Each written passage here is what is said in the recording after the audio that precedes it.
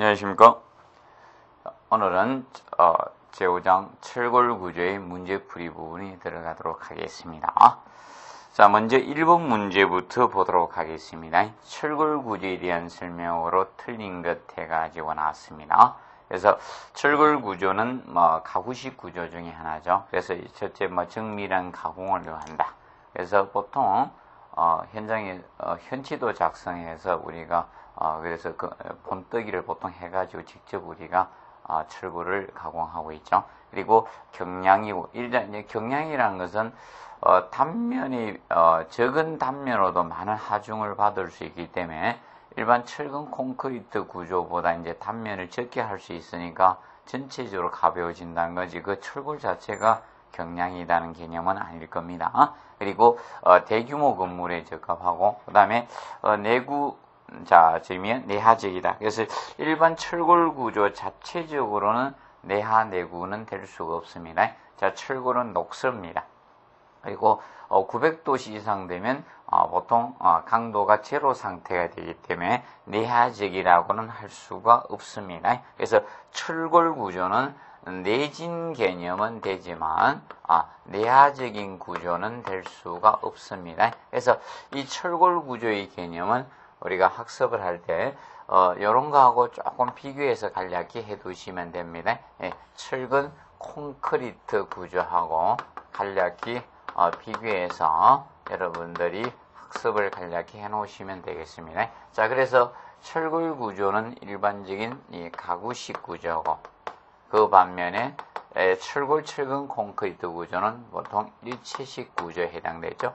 일체식 구조에 해당이 됐습니다. 그래서 보통 이 자중이 많이 나가는 것이 철근 콘크리트 건물이죠. 그래서 이 철근 콘크리트 건물은 자기 몸무게를 이기기 위해 자기 자중을 이기기 위해서 잘 크죠. 그래서 일반적으로 무게는 얘가 중량 개념은 얘가 좀 적고 건물에 이 중량이 얘가 많이 나가는 건물이 철근 콘크리트 구조라고 보시면 됩니다. 그런데 얘는 일반적으로 내하나 내구 개념은 안 됩니다. 자체적으로 피복을 해줘야 되죠.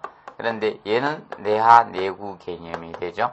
내하나 이 내구적인 측면이 다룰 수 있는 게 철근 콘크리트라고 보시면 되겠고, 그 다음에 철골 구조는 이 자굴이 발생될 수 있죠. 자굴. 그래서 안절자자. 그래서 이 자굴이 발생될 수 있는데 이거는 자굴이 생기지 않는다는 점, 자굴이 발생하지 않는다는 점. 그래서 이것이 철근 콘크리트 구조는 자굴이 발생되지 않죠. 철골 구조는 가늘고 길게 뽑기 때문에 이 자굴에 대한 대책들이 보통 수립되게 됩니다. 그래서 스티퍼너 종류나 이런 것들이 여기 해당이 되죠. 그래서 간략히 비교해 두시고, 그 다음에 이 철골 구조는 그래서 이제 철거나 해체가 우리가 용이한 구조죠. 용이한 반면에 쉽습니다. 근데 이거는 철거 해체가 어렵습니다. 철거 해체가 어려운 게 철근 콘크리트 구조라고 보시면 됩니다. 그리고 재료를 재사용할 수 있는 게 철골 구조죠. 이거는 재료의 재사용이 가능한 반면에 재사용을 할 수가 있습니다. 그 반면에 얘는 재료의 재사용이 안 된다는 거죠. 얘는 재사용이 거의 잘 안 되고 있는 것이 이 철근 콘크리트 구조라고 보시면 되겠습니다. 그래서 간략히 이 정도 기준을 조금 정리를 해 놓으시기 바랍니다. 그리고 2번에 보시면 2번 문제 강강 구조의 장점으로 옳지 않는 것 해가지고 나왔습니다. 이 강강 구조는 일반적으로 이제 원형 강간이나 이런 각형 강간을 써서 공사하는 것이 되겠죠. 그래서 보통 원형 강간 형태는 이런 형태였고, 그 다음에 원형 강간, 보통 각형 강간하고 두 가지 형태가 있습니다. 원형 강간 개념과 이 각형 강간 두 가지 있는데, 조금 더 성능상 우수한 것은 이 원형 강간이 더 성능상 우수하다고 보시면 됩니다. 그래서 이런 형태의 우리가 이 각형 강간하고 이제 두 가지 형태가 있습니다. 그러면 그래서 이 관광구조의 장점은 뭐 접합이 용이하다는 것은 장점이 아니죠. 자, 일반 단점이 속합니다. 그래서 장점으로 옳지 않는 거예요. 장점. 그래서 그냥 장점으로 옳지 않는 보단 그냥 관광구조의 특징으로 옳지 않는 거 이렇게 하시면 조금 적합하겠네요. 문제가. 그래서 1번이 접합이 용이하다는 건 아니죠.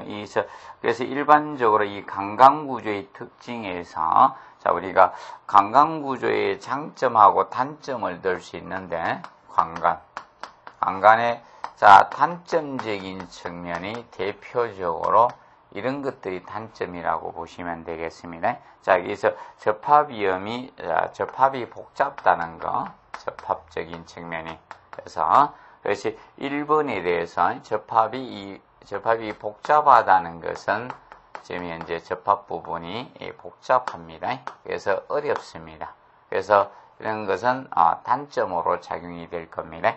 그리고 저런 부분도 이제 단점으로 보시면 되겠죠. 그래서 이제 이런 이연부 같은 이런 절단 부분이나 절단 가공이 어렵다는 거, 어렵다는 것도 단점에 속할 것이고요. 그 다음에 이런 부분이 단점으로 작용된다고 보시면 되는데, 이제 이는 정밀도가 있어야 된다는 거, 정밀도가 없으면 공사하기 어렵다는 거죠. 이런 맞춤부의 정밀도가, 이음이나 이런 맞춤을 하는 부분에 정밀도가 조금 떨어질 수 있다는 거예요. 맞춤부의 이 정밀도가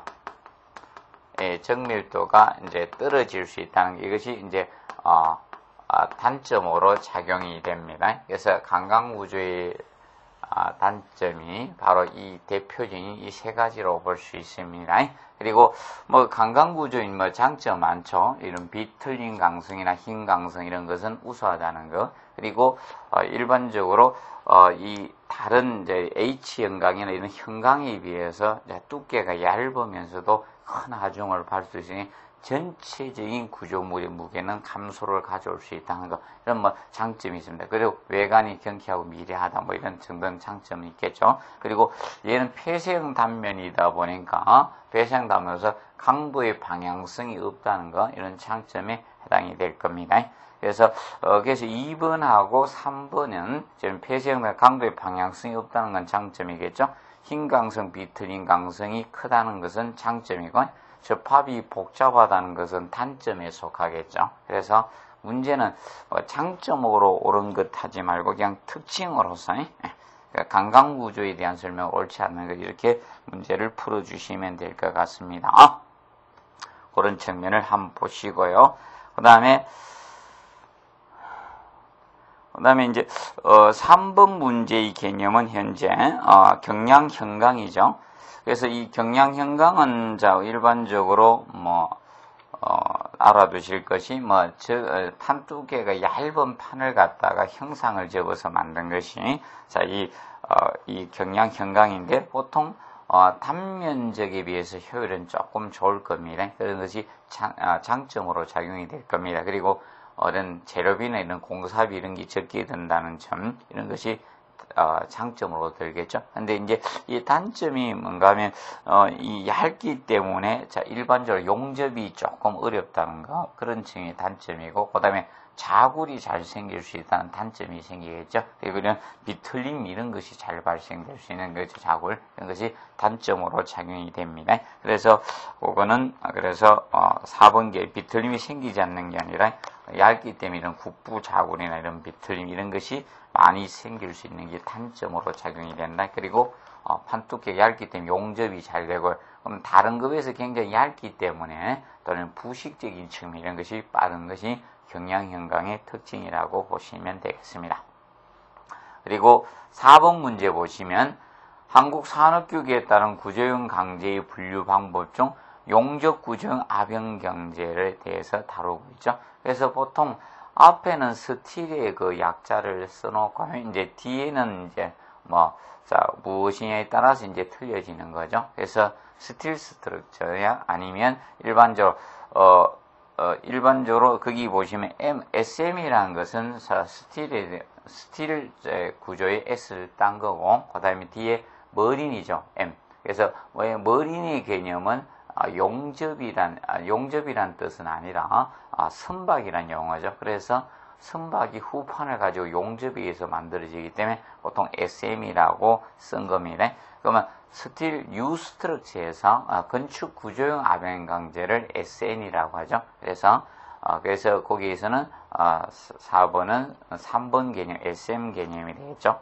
그 다음에 5번에 보시면 자, 두께 30mm 구조용 강제 SM490. 그러면 용접 구조용 아변 강제 중에 490이죠. 그래서 여기에서 490이 의미하는 것은 자, SM 철골 구조에서는 나타내는 개념이 틀리죠. 자, 보통 철근을 나타낼 때는 뒤에가 항복 강도지만 자, 철골에서는 나타내는 것이 SM은 용접 구조용 아변 강제고 용접 구조용 아변 강제 개념이죠. 아변 강제고 그 다음에 490은 최저 인장 강도죠. 예, 그거는 최저 인장 강도를 의미하고 항복 강도는 우리가 별도로 주어지죠. 그래서 보통 대략 여기서 이제 490의 이제 항복 강도는 일반적으로 자 325가 되겠죠. 325 메가파스칼이 개념이 됩니다. 근데 만약에 SM 자 520짜리는 355고에 SM 520은 이거는 항복 강도가 355가 됩니다. 355 메가파스칼 또는 우리가 뉴턴 퍼 제곱미리. 자, 뉴턴 힘 제곱미리당 뉴턴은 자 단위가 메가파스칼 단위하고 같습니다. 그래서 요거를 붙든지 여기 붙으면 관계가 없습니다. 그래서 지금은 이런 메가파스칼 단위를 많이 쓰고 있는 형상이죠. SI 단위 중에. 그래서 보시고 그래서 야 내가 생각이 안 났다 혹시나 그러면 항복 강도는 대략 인장과 꼭 맞는 건 아니지만 대략 한 70% 가까이 되니까 0.7 정도를 정리하셔도 될 것 같습니다. 정확하지는 않습니다. 그 다음에 그 개념 보시고요. 그 다음에 저거 보시고 8번에서 자 철골 구조의 접합부에서 일반적으로 리벳이든 볼트든 최소 개수는 기본으로 자 2개를 기준 잡고 있습니다. 최소 설계 개수는 2개가 기준이 됩니다. 그래서 보통 기초에서 말뚝 박는 건 최소 개수가 3개지만 자, 이 접합 부분에서의 최소 개수는 2개가 출발점입니다. 그래서 간단히 알아두시고 근데 보통 리벳은 한 열에 이제 박을 수 있는 리벳 수는 보통 제한을 보통 두고 있습니다. 한 열에 보통 6개의 제한을 두고 있죠. 그 다음에 10번 보시면 둥근 머리 자 리벳의 현장치기 리벳의 표시법으로 자 오른 것 해가지고 해놨네. 현장치기. 자 그러면 여기에서 보시면 자 거기에서 이제 보실 거는 자 이렇게 보시면 되겠습니다. 자 그러면 지금 현재 현장치기 리벳의 특징은 자 그래서 자 일반적으로 자 시커먼 색을 칠해놨다라고 보시면 됩니다. 센터에 시커먼데 근데 현장치기인데 둥근 머리냐 자 우리가 민리벳에 따라서 약간 차이는 있죠. 그래서 현장은 일단은 현장치기는 새카맣게 표시해 놨습니다. 새카맣게 안에다가 검은색으로 치는 것이 자 현장입니다. 현장인데 그래서 둥근 립에서는 둥근 상태만 있으면 되고 그 다음에 현장치기인데 이제 민립의 대해서는 자 이렇게 표시하면 되겠죠. 그래서 구분하시 현장치기하고 우리가 알아두실 게 둥근 리벳의 차이점은 그걸로 구분해 주시면 되겠습니다. 그리고 그래서 그 1번이 현장치기 둥근 머리 리벳이고 그 다음에 바로 현장치기 2번이 현장치기 자 민리벳 개념이 됩니다. 그래서 둥근 그러면 공장은 자 이렇게 색깔을 칠해 놓지 않는 게 공장치기고 그래서 차이점은 자 색깔이 있으면 검은색을 칠했으면 흑색은 현장치기 개념이 됩니다. 그리고 색깔이 없는 경우가 바로 기본적으로 공장치기라고 보시면 되겠습니다. 둥그머리. 그래서 민네벳의 표시법을 안에 하나 더 나타나는 거죠, 원이. 그래서 색깔이 있으면 현장, 없으면 공장치기라고 보시면 되겠습니다. 구분해 두시고. 그 다음에 11번 철골 구조에서 리벳 또는 볼트의 접합의 판의 총 두께, 이 그립이죠. 그래서 리벳이나 볼트로 접합할 수 있는 총 판의 두께를 보통 그립이라고 칭하죠. 그립. 그래서 이 그립은 보통 리벳이나 볼트 지름의 5배, 5T로 잡고 있죠. 그립은, 그립 개념은 5T로 잡고 있습니다. 5배로 잡고 있습니다. 5배. 그래서 리벳 지름이 예를 들어서 20mm다. 그럼 5배 총 100mm 정도까지 우리가 접합을 할 수 있다는 겁니다. 그래서 예외 규정이 주어지지 않는 한 기본 보통 5배라고 접근해 주시면 되겠습니다. 그 다음에 12번 문제 보시면 자, 초고층 건축물의 구조 시스템 중 적절하지 않은 것은 해가지고 나왔습니다. 아웃리그 시스템. 보통 아웃리그는, 요거는 초고층 시스템 중에 하나가 맞죠. 그래서 중앙에, 전단 벽식 형태를 가면서 양쪽에 이렇게 내면서 기둥으로 지지해주는 형태. 그래서 아웃리그라는 것은 보통 일반적으로 이 포트, 카누거든요. 포트가 이렇게 있을 때, 옆에 이렇게 대어주는 형태 있죠.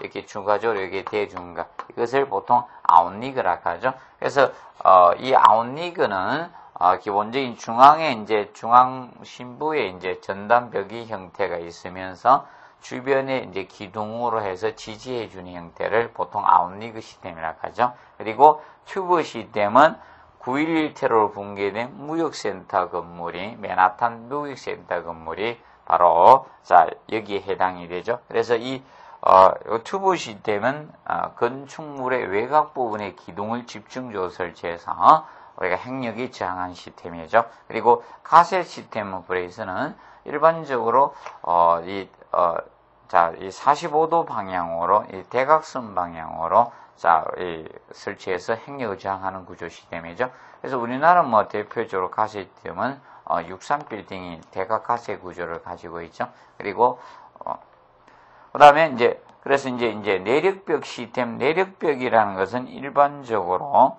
지금 현재 초고층보다는 일반 고층 아파트에 많이 사용된다고 보시면 되죠. 내력벽 시스템 등들은. 그래서 이거는 초고층에는 적당하지는 않습니다. 그래서 일반 고층 아파트 정도까지 보통 20층에서 한 30층 내외에 많이 사용되고 있죠. 10층에서 한 30층 정도? 그 정도 내외에 많이 사용되고 있는 구조죠. 그 다음에 15번에 보시면, 춤이 35cm, 프렌지 폭이 15cm, 외부 두께가 9mm, 프렌지 두께 심의빈 I형광의 표시법 중 맞는 것은 해가지고 나왔습니다. 그러면, 이거는, 보통 나타낼 때, 먼저 형광은 나타낼 때 제일 먼저 표시법이 이렇게 표시하죠. 형광의 명칭을 제일 앞에 씁니다. I형광 쓰고, 다시, 그 다음에, 춤을, 높이를 먼저 나타내게 되죠. 높이를 먼저 나타냅니다. 그래서 춤이 35cm, 그래서 단위는 미리로 나타내야 됩니다. 형광을 볼 때 수치는 미리미터로 나타냅니다. 350 곱하기, 그 다음에 폭을 나타냅니다. 형광의 폭을 나타내죠. 폭비를 나타내는데, 프렌지 폭이 150mm라고 했습니다. 150. 그리고 그 다음에 나타내야 할 것이 외부 두께가 항상 먼저 나타납니다. 그래서 외부 두께가 9mm이고 9mm. 그 다음에 프렌지 두께를 가장 늦게 나타내게 됩니다. 그래서 12mm. 그래서 이렇게 우리가 나타낸다. 제일 먼저 형광의 명칭을 먼저 나타내고 다음에 춤 높이고 다음이 폭입니다. 형광의 폭. 그리고 외부 두께, 프렌지 두께 순으로 나타난다는 점을 우리가 항상 기억을 해 두시면 되겠습니다. 그 점 봐두시고 기준 설정해 두시기 바랍니다. 자, 그 다음에 20번 문제 보도록 하겠습니다. 20번 문제 보시면 자, 강구조 고력볼트 마찰 접합에서 마찰면의 미끄럼 계수가 0.5 이상 우리가 자, 확보할 수 있도록 하는 마찰면 처리법이었죠. 그래서 보통 보통 일반적으로 마찰 계수는 0.45 이상만 확보하면 됩니다. 그래서 일반적인 마찰 접합법인 고력볼트에서는 그래서 0.5 이상 확보할 수 있는 것은 두 가지가 되겠죠. 그래서 일반 자연녹 발생된 붉은 녹. 그래서 이 자연녹이 발생했을 때 이런 붉은 녹이 있는 상태, 붉은 녹하고 그다음에 이 블라스트 처리 부분이 자, 이 블라스트는 일반적으로 그래서 금속의 표면 처리하는 게 블라스트인데 보통 현재적으로 고력볼트에는 컵 블라스트나 숏 블라스트 형태를 쓰고 있습니다. 금속 알맹이를 넣어서 공기로 갖다 때려가고 표면을 가공하는 게 블라스트 처리입니다. 그래서 보통 모래를 넣으면 샌드 블라스트 되고 그래서 그 앞에다가 공기를 쏘는데 거기 알맹이가 무엇이냐에 따라서 앞에 문장은 붙습니다. 그래서 이런 처리 있을 때가 바로 자 0.5 이상 우리가 보통 미끄럼 계수 0.5 이상 확보할 때가 붉은 녹입니다. 근데 자연녹에 대해서 붉은 녹 상태만 된다는 점을 알아두십시오. 그래서 붉은 녹이 오래되면 검정녹 되죠. 이 들뜬 녹이 되는데 그것은 제거를 해야 됩니다. 녹이라고 다 되는 것은 아니다. 그래서 이 검정녹은 자 이거는 제거 대상입니다. 그래서 이걸 보통 들뜬 녹이라고 하는데 이거는 제거 대상이고요. 이거는 제거해야 돼요. 이거는 제거 대상입니다. 그래서 이 상태가 되어 주시는 것이 기본이라고 보시면 되겠습니다. 정리를 해 두시고요. 자, 22번 문제 보도록 하겠습니다. 자, 그림과 같은 자, 모살 용접시 유효 목의 두께에 대해서 다루고 있습니다. 유효 목의 두께. 그래서 이 유효 목의 두께는 우리가 알아두실 것이 자, 일반적으로 이 모살 용접을 했다는 겁니다. 모살 용접. 모서리에 살 붙이는 용접, 모살 용접.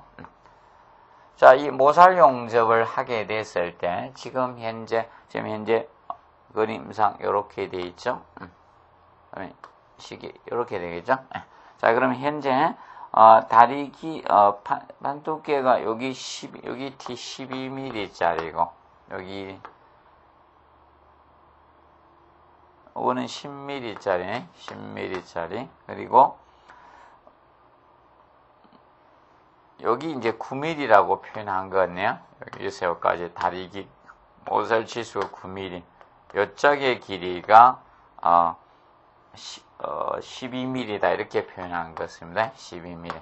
약간 지금 현재 그림상 오차가 조금 나는데 자, 그래서 지금 현재 이것을 의미하고 있습니다. 그럼 보통 지금 현재 이 다리 길이가 다릅니다. 자, 다리 길이가 다를 땐 한장 짧은 쪽 다리 길이로 설정을 해야 됩니다. 그래서 항상 유효 목 두께를 할 때 맞댄 용접을 했을 때도 동일합니다. 자, 모재 두께가 다를 경우는 항상 얇은 쪽 판 두께. 여기서도 다리 길이가 짧으면 짧은 쪽을 기준 잡습니다. 짧은 쪽. 그래서 보통 이 목 두께를 계산할 때 이 목 두께의 개념은 순위 반에서 이 유효 목 두께, 이 목 두께를 산정할 때는 보통 우리가 7S로 하면 되는데 이때 S 다리 길이가 다를 때는 짧은 쪽 경우를 적용한다. 여기서 짧은 다리입니다. 이때 S 다리 길이가 다를 때는 짧은 쪽 다리. 예. 다른 경우는 이 짧은 쪽 다리 길이로 산정을 들어가 주시면 된다. 그래서 지금 현재 0.7에다가 곱하기 무엇을 해주는가? 9mm를 한 겁니다. 9mm 했죠? 작은 쪽 값을 쓸 수밖에 없다. 그래서 작은 것을 기준 잡습니다. 9mm. 그래서 0.63이 되는 거죠. 0.63. 그래서 혼돈하지 않도록 좀 해주시고 보통 그리고 이제 이때 여부는 이 여분 개념, 이 보강 살붙임 여부는 보통 할 때 이렇게 해주시면 되죠. 보통 0.1에서 플러스 1에서 1mm. 자, 이렇게 우리가 산정해 주면 되고, 여분의 개념은 0.1에서. 그래서 기억해 두시고, 그 다음에,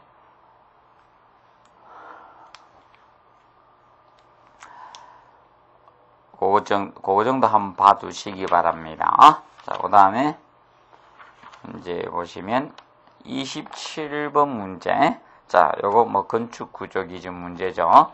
그래서 압축력 방향과 평행한 면에서 한쪽 면에만 지지되어 있는 비구속 판요소의 폭의 값 중 틀린 것은 해가지고 나왔습니다. 그래서 1번에 보시면 IH 형광과 T 형광의 프렌지에 대한 폭비는 전체 공칭 우리가 프렌지 폭에 반 정도 2분의 1 정도로 우리가 한다는 규정이죠. 보시고 그 다음에 기역 형광과 디귿 형광, Z 형광의 다리에 대해서는 폭비에 대해서 전체 공칭 지수가 된다는 점 기억하시고 그래서 이거는 전체 공칭 지수로 봐둬준다. 그리고 그 다음에 3번에 보시면 T 형광의 스템 D는 전체 춤으로 하는 그래서 일반적으로 전체 춤으로 한다고 나와 있죠. 그래서 이거는 전체 이제 공칭춤으로 해주시면 됩니다. 전체 공칭춤으로 봐두시면 되고, 그래서 전체 그냥 춤으로 하지 말고 전체 공칭하고 일반 지수하고 차이가 있죠. 그래서 전체 공칭춤으로 한다는 점 봐두시면 됩니다. 그리고 플레이트 폭비는 자유단으로부터 파선의 첫 번째 줄 혹은 용접선까지 길이로 본다는 점 알아주세요. 그래서 플레이트 폭비의 개념은 자유단으로부터 파선의 첫 번째 줄을 체크하시면 되겠습니다. 그 다음에 29번 문제 보시면 플레이트 그드 판보에 작용하는 힘 모멘트와 충력에 대한 자굴 내성을 증가하기 위한 외부에 무엇을 설치하는 거 해놨네요. 근데 지금 현재 문제는 스티프너가 지금 3가지가 있는데 그 스티프너를 어디에 사용하느냐 그 측면을 묻는 문제죠. 그래서 주의하실 건 이 스티프너가 현재 보시면 수평 스티퍼너, 중간 스티퍼너, 그리고 하중점 스티퍼너 해서 이 3가지 스티퍼너의 개념이 있습니다. 그래서 거기 보면 1번에 이 수평 스티퍼너가 보통 제축 방향의 압축력으로에 대한 자굴 내력을 높이는 효과를 가지는 것이 1번이죠. 그래서 1번에 이 수평 스티퍼너.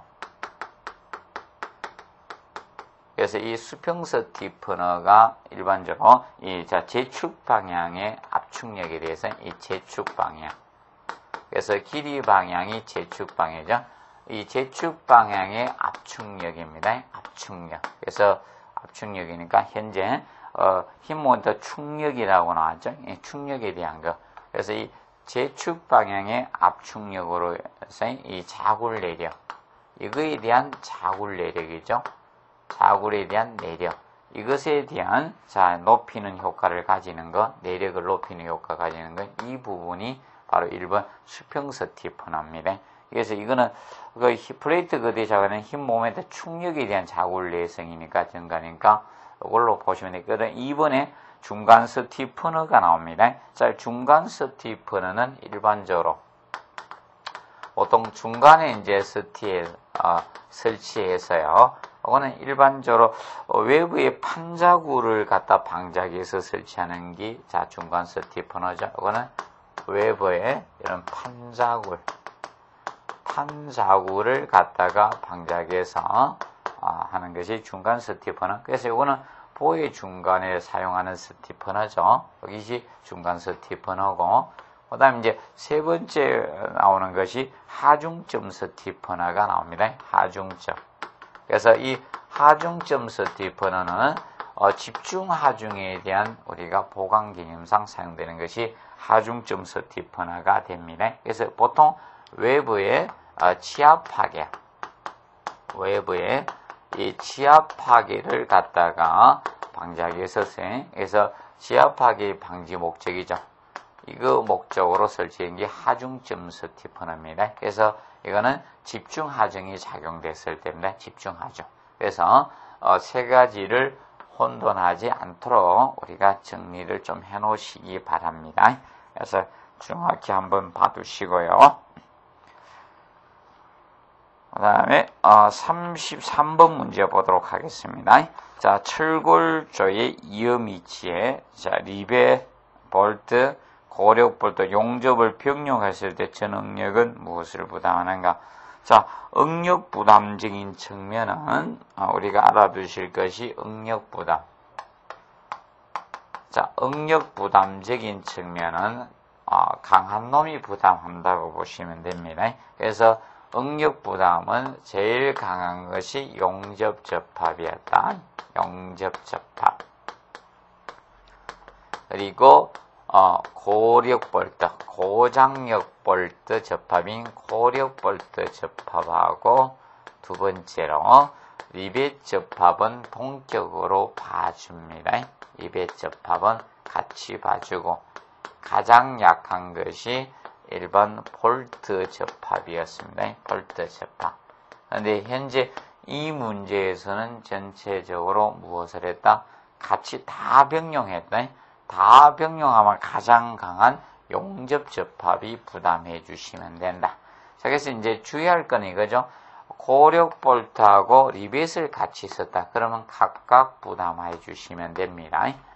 그리고 그럼 용접하고 고력 볼트가 자 같이 병용했다. 그러면 용접이 다 부담해 주시면 돼요. 용접 접합이. 그런데 조건이 고력 볼트를 먼저 체결해 놓고 용접 접합을 했을 때는 그때는 각각입니다. 그러면 각각 부담할 수 있는 경우 두 경우가 있다. 그래서 고력 볼트 접합과 리벳 접합을 병용했을 때는 각각 부담해 주시면 됩니다. 그리고 고력 볼트를 먼저 체결해 놓은 상태에서 조임을 한 상태에서 용접 접합한 그때는 각각 개념이 된다는 것을 정리를 해 두시면 되겠습니다. 그러면 이 문제에서는 전부 다 용접이 다 부담해 주시면 되겠습니다.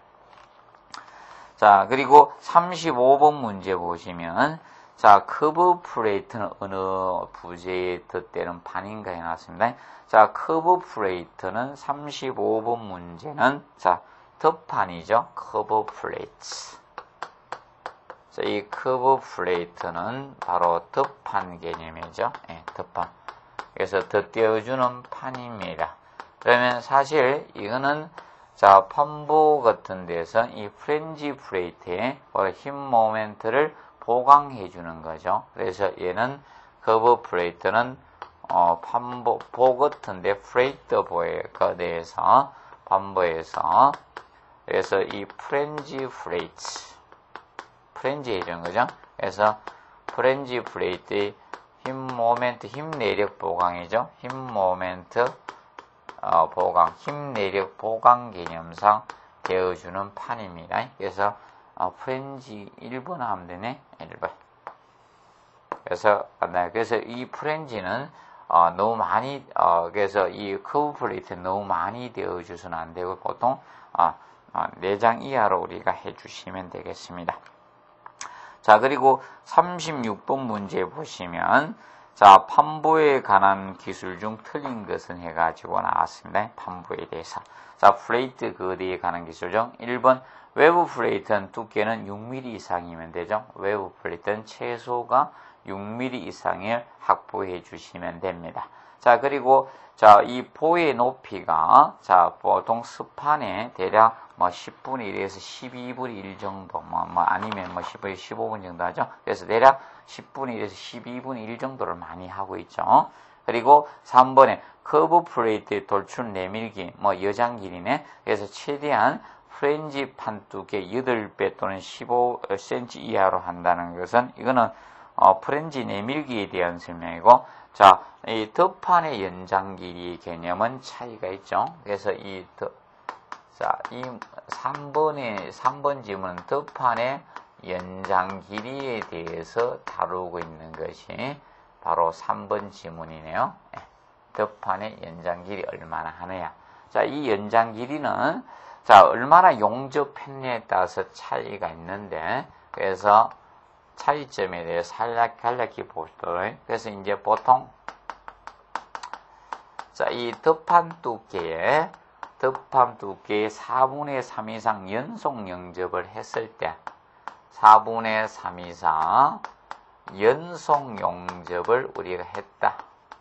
연속 용접을 한 경우, 이 경우는 보통 덮판 폭으로 해주고 있습니다. 이 경우는 덮판 폭으로 가주시면 됩니다. 덮판 폭만큼 보통 연장 길이, 여장을 더 두게 됩니다.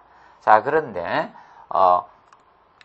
이때 자, 이 덮판 두께 4분의 3 미만으로 우리가 연속 용접했을 때, 그래서 이 경우는 4분의 3 미만으로 연속 용접을 한 경우, 연속 용접을 했을 때, 이때는 보통 덮판 폭의 1.5배를 봐줍니다. 이 경우는 자, 이 덮판 폭의 덮판폭 곱하기 1.5를 보통 해줘서 연장 길이를 더 여장을 두게 됩니다. 그리고 세 번째로 자, 일반적으로 용접하지 않았을 경우, 용접을 안 했습니다. 용접하지 않을 경우는 약간 더 많이 둬야 됩니다. 하지 않았을 경우는 이 경우는 일반적으로 이 덮판폭의 2배로 둡니다. 덮판폭 곱하기 1을 합니다. 그래서 이 연장 길이는 어떻게 하냐에 따라서 우리가 달라지게 됩니다. 그래서 3번 개념은 그래서 지금 현재 틀렸습니다. 봐주시고. 그 다음에 리벳의 접합의 간격은 리벳지에 3회에서 8배 정도로 한다. 최소는 2.5D 이상 해주면 되고, 보통에서 한 4배 준으로 많이 하고 있죠. 보시면 되겠습니다. 그 다음에, 그래서 아까 했던 유형인데 약간 변형시킨 문제 유형 한번 보시죠. 41번에, 그래서 이제 반대로, 41번 거는 직접 써놓고 해놨죠. H. 자, 그래서, 현강의 명칭을 써놓은 겁니다. 그리고, 거기에 높이 써놨고, 다음이 200 개념이 200 곱하기, 자, 8 곱하기 12라고 해놨죠. 그러면 여기에서, 자, 이 H 현강을 의미하고, 현강이 H 현강이다. 그리고 높이를 나타내고, 이게 춤이고, 자, 높이고, 여기 폭이죠. 폭. 그 다음에 외부 두께, 그리고 프렌지 두께죠. 프렌지 두께를 나타내고 있습니다. 그래서 현강 명칭이고, 현강의 명칭이고, 그래서 H 현강이라는 거죠. 그래서 지금 현재 외부 두께를 물었으니까 8mm 되겠죠. 제일 마지막 묻는 것이 프렌지 두께라고 보십니다. 그래서 보시면 되고요. 그래서 그렇게 준비해 두시고요.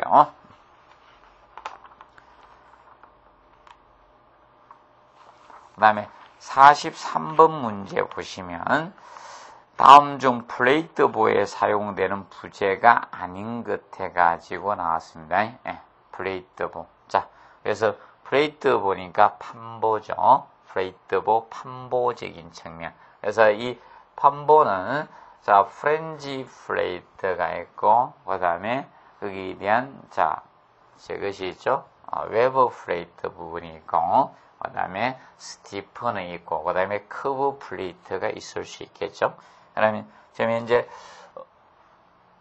판보, 플레이트보의 경우는 지금 현재 이렇게 외부 플레이트, 자, 프렌지 플레이트, 프렌지가 있을 거고, 자, 아래 위에 프렌지 플레이트가 있겠죠? 그래서 프렌지 개념이 있을 거고, 프렌지 플레이트가 있을 거고, 그 다음에 외부 플레이트가 있겠죠? 외부 플레이트. 외부 플레이트가 있을 거고,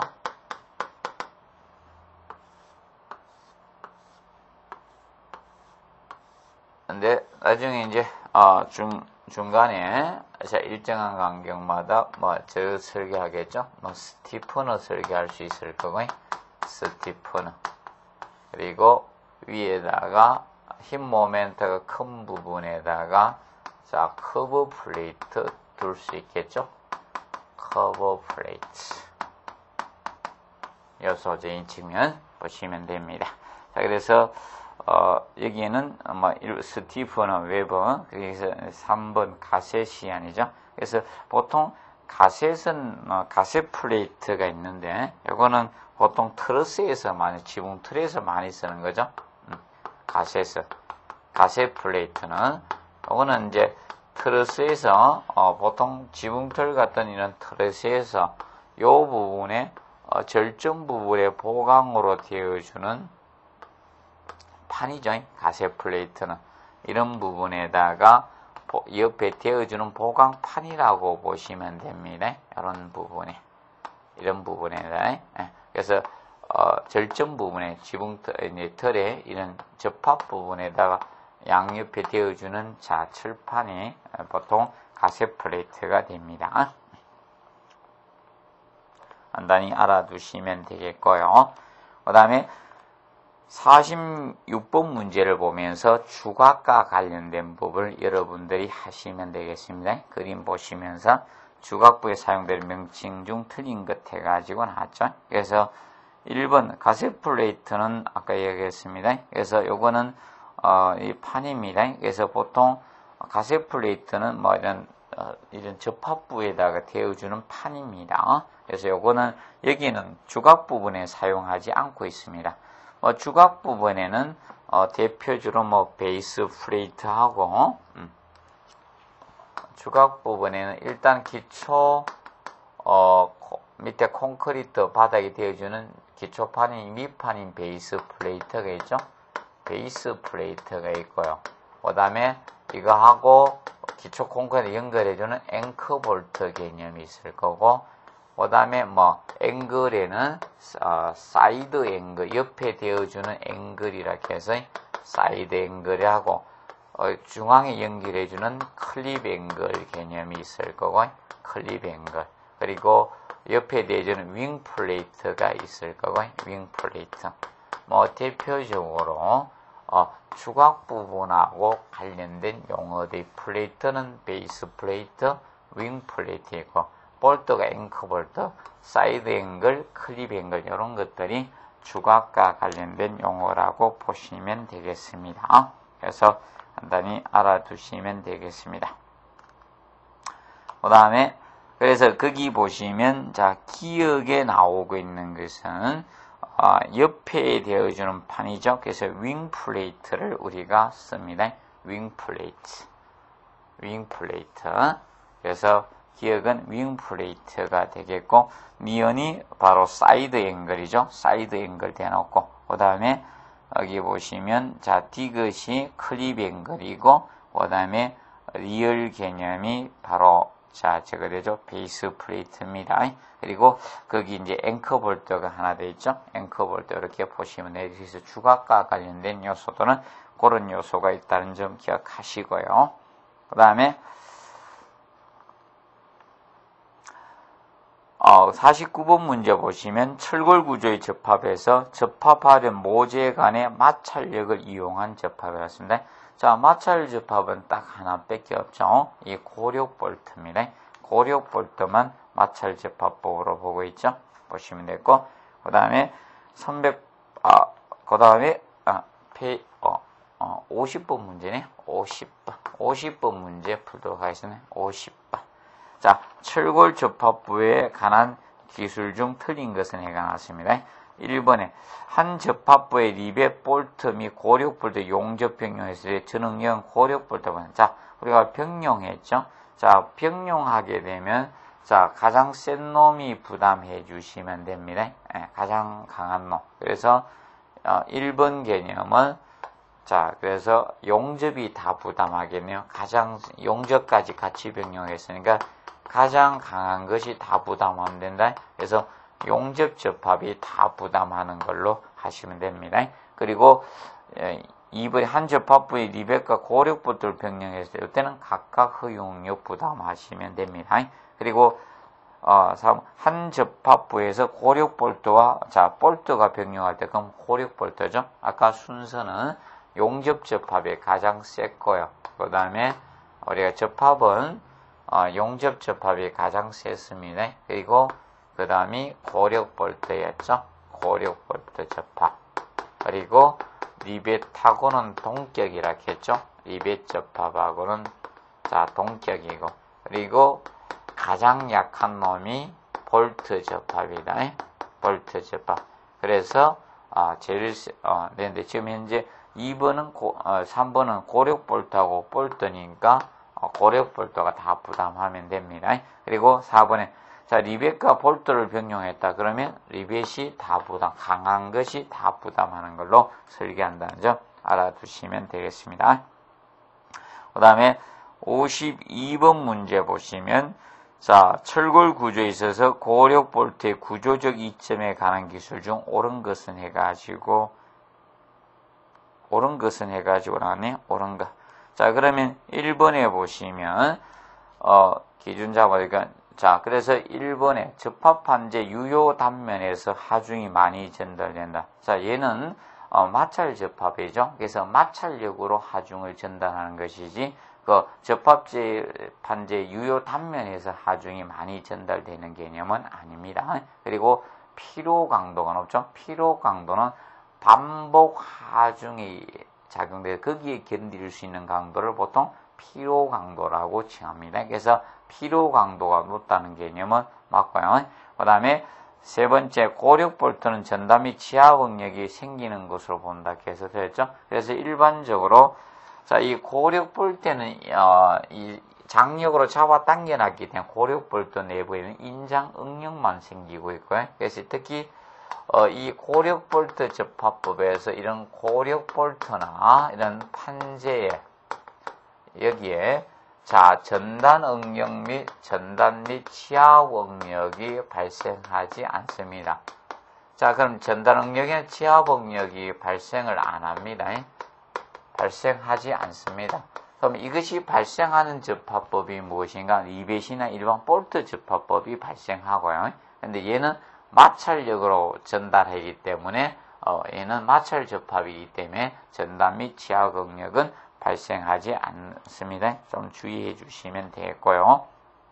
그 다음에 네 번째, 접합부의 강성이 높아서 볼트의 평행 및 수직 방향의 접합부에 변형이 크다. 변형은 거의 없죠. 그래서 특히 이 수직부재의 접합에 많이 사용되고 있습니다. 얘가 변형이 거의 없기 때문에. 그래서 변형이 큰 것이 아니다. 그래서 보통 얘는 기둥과 기둥은 얘만 쓰죠. 기둥과 기둥의 접합부에 고력 볼트를 쓰는 거예요. 그래서 기둥은 거의 용접을 안 하고 전부 다 고력 볼트를 씁니다. 수직방에 거의 변형이 없습니다. 기둥과 기둥의 접합부는 아니면 보아의 접합부, 보통 우리가 현재 많이 고력 볼트 접합부를 쓰고 있습니다. 그리고 변형은 없고요. 특히 수직부재에 대한 변형이 거의 없습니다. 그래서 수직부재는 거의 대부분 이 고력 볼트 형태로 현재로 가고 있다라고 보시면 되겠습니다. 그 측면 기억을 해 두시기 바랍니다. 그래서 고력 볼트 접합은 마찰 접합으로서 이런 부분을 보시고, 그 다음에 이제 추가적으로 우리가 보실 거는 이런 측면을 꼭 기억하시고, 여기서 마찰면 상태는 아까 해드렸던 것 같이 우리가 붉은 녹이나 블라스트들에서 마찰 개수가 0.45 이상 확보한 상태에서 접합해야지 마찰력이 좋습니다. 그리고 이 고력 볼트는 이제 쪼을 때 주의하실 것이, 이 고력 볼트는 보통 임팩트 렌치나 토크 렌치로 조우는데, 고력 볼트의 조임에 대해서는 먼저 중앙 센터부터 여러 개가 있을 때 중앙부를 먼저 줘야 돼. 중앙부에서 주변부 쪽으로 이렇게 줘야 됩니다. 여러 개의 볼트를 줄 때는 중앙부에서 주변부로 쪼고, 1차, 2차 조임으로 나눠서 이제 한 번에 조임을 하지 않고 2차 조임으로 나눠서 조아주셔야 됩니다. 그래서 한 번에 다 조으면 안 되고, 그래서 보통 장력의 80%만 1차 조임에 조이고 나머지를 2차 조임에서 줘야 됩니다. 그리고 이런 조임 원칙에 관계없이 막 조우게 되면 나중에 어디서 뻑 소리가 나서 터지는 경우가 많습니다. 그래서 보통 이렇게 조아준다는 것 같이 우리가 정리를 해 두시기 바랍니다. 그래서 이번 시간은 여기에서 마무리하고 다음 시간에 철골 구조의 나머지 문제를 풀도록 하겠습니다. 자, 수고하셨습니다.